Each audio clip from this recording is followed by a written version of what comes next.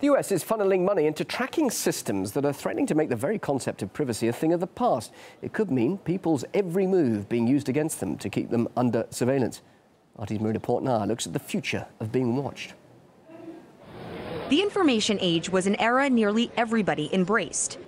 But today's surveillance age, experts say, is a reality almost no one can escape. We are 5 years away in New York from zero privacy, from every New Yorker being tracked and cataloged and watched, and that information being saved for pretty much an indeterminate period of time. Private investigator Steve Rombaum believes America is being landscaped into an eyes-wide-open society through the advancing market of biometrics, technology that uses physiological and behavioral recognition to identify people. A system touted as a national security necessity is being used to build a database where the biometric identity of millions of Americans will be gathered and stored. When you look at crime, when you look at terrorism, what we're really focusing on is the individual. And so if you are interested in reducing crime or reducing terrorism, you do have to focus on the individual.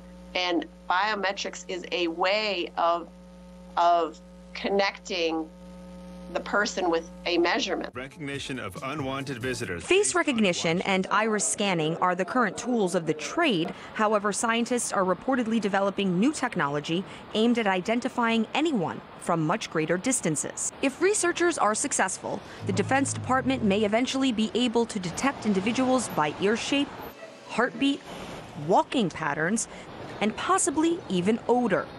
Long-range fingerprint and iris scanning are reportedly also being explored for the U.S. toolbox of tracking. Are there reasons to have such security devices? Sure. Do I think it's American? Do I think it's appropriate that somebody can press a button and determine everywhere I've been, everything I've done, everyone I've been with? No, it's wrong. And I think that we're entitled to privacy.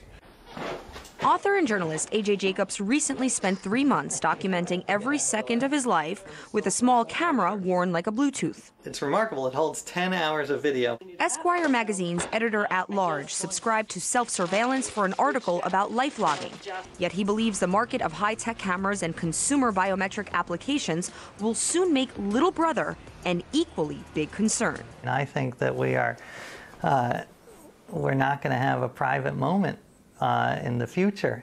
And I always tell people, listen, if you want to have an extramarital affair, you better have it right now, because you're not going to be able to have it in 5 years, because everything will be tracked. Your husband or wife will be able to know exactly where you are at all times. As companies like Apple move towards fingerprint readers and facial recognition, insiders say that consumer electronics will generate an entirely new source of revenue for the biometric industry, an industry estimated to bank more than $9 billion globally this year.